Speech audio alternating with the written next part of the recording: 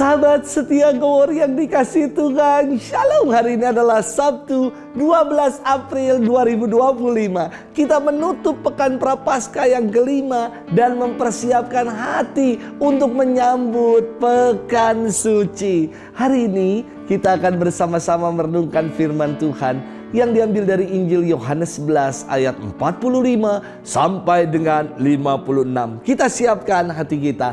Terpujilah Kristus Tuhan, Sang Raja kemuliaan kekal. Buanglah daripadamu segala durhaka yang kamu buat terhadap aku, dan perbaruilah hati serta rohmu.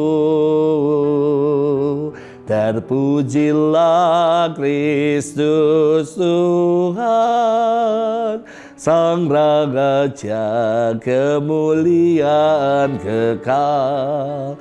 Tuhan bersamamu dan bersama rohmu. Inilah Injil suci menurut Yohanes. Dimuliakanlah Tuhan. Banyak di antara orang-orang Yahudi yang datang melawat Maria dan yang menyaksikan sendiri apa yang telah dibuat Yesus, percaya kepadanya. Tetapi ada yang pergi kepada orang-orang Farisi dan menceritakan kepada mereka apa yang telah dibuat Yesus itu. Lalu imam-imam kepala dan orang-orang Farisi memanggil mahkamah agama untuk berkumpul, dan mereka berkata, apakah yang harus kita buat? Sebab orang itu membuat banyak mukjizat. Apabila kita biarkan dia, maka semua orang akan percaya kepadanya, dan orang-orang Roma akan datang dan akan merampas tempat suci kita serta bangsa kita.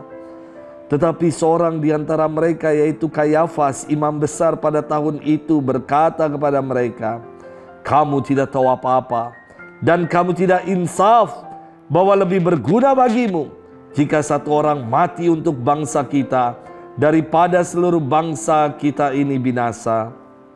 Hal itu dikatakannya bukan dari dirinya sendiri, tetapi sebagai imam besar pada tahun itu, ia bernubuat bahwa Yesus akan mati untuk bangsa itu, dan bukan untuk bangsa itu saja, tetapi juga untuk mengumpulkan dan mempersatukan anak-anak Allah yang tercerai-berai.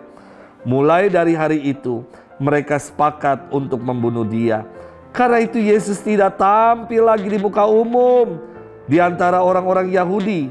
Ia berangkat dari situ ke daerah dekat padang gurun, ke sebuah kota yang bernama Efraim, dan di situ ia tinggal bersama-sama murid-muridnya. Pada waktu itu hari raya Paskah orang Yahudi sudah dekat, dan banyak orang dari negeri itu berangkat ke Yerusalem untuk menyucikan diri sebelum Paskah itu. Mereka mencari Yesus, dan sambil berdiri di dalam bait Allah mereka berkata seorang kepada yang lain, bagaimana pendapatmu? Akan datang jugakah ia ke pesta? Demikianlah sabda Tuhan. Terpujilah Kristus. Sahabat setia Gowor yang dikasihi Tuhan, Shalom. Beberapa waktu lalu ketika merayakan Idul Fitri, ritual kurban dibuat dan dilakukan, mempersembahkan kurban hewan-hewan ternak, sapi, kambing, domba dipersembahkan. Ternyata ritual kurban itu sudah dikenal sejak dari zaman purbakala. Bahkan praktik ini masih ada hingga kini. Dalam perjanjian lama, banyak sekali dikisahkan praktek-praktek pengorbanan sebagai silih untuk penghapusan atas dosa. Dulu di tanah Papua ya, ungkapan syukur dilakukan dalam upacara adat dengan yang namanya barapen atau bakar batu, yakni menyembelih babi sebagai tanda syukur. Maka pas sekali dengan makna kurban. Kurban berakar kata Ibrani korban, yang artinya dekat. Maksudnya dengan mempersembahkan atau mengorbankan sesuatu, manusia kembali didekatkan dengan yang kuasa, dengan Allah. Sahabat setia Gowor yang dikasihi Tuhan, firman hari ini berkisah tentang nubuat imam besar Kayafas. Ia bernubuat demikian. Lebih baik bagimu jika satu orang mati untuk bangsa kita daripada seluruh bangsa kita ini binasa. Dikatakan dengan jelas dalam firman Tuhan bahwa nubuat ini bukan atas dirinya sendiri, melainkan karena Kayafas berbicara dalam kapasitas sebagai imam besar di tahun itu. Nubuat Kayafas ini menjelaskan bahwa Yesus akan mati untuk seluruh bangsa, bukan hanya bagi bangsa Israel, namun semua bangsa ditebus, didamaikan dan dipersatukan kembali berkat kurban Kristus, berkat wafat Kristus. Yesus dikurbankan demi menebus dosa-dosa manusia.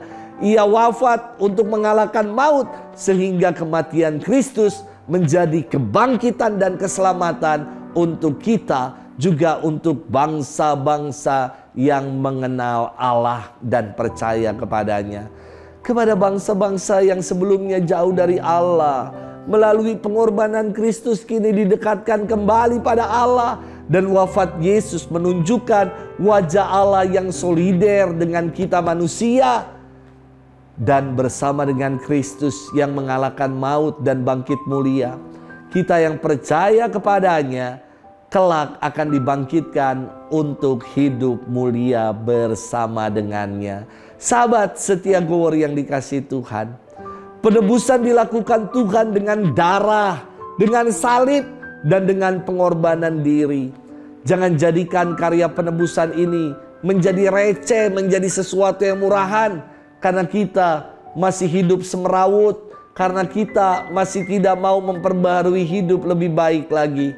Bukan dengan barang fana kita ditebus, tetapi dengan darah yang mahal, dengan pengorbanan Kristus. Semoga ini semua membuat kita untuk mau menata diri menjadi pribadi yang semakin lebih baik lagi. Selamat bermenung, happy weekend buat kita. Tuhan memberkati kita selalu. Dalam nama Bapa dan Putra dan Roh Kudus. Amin.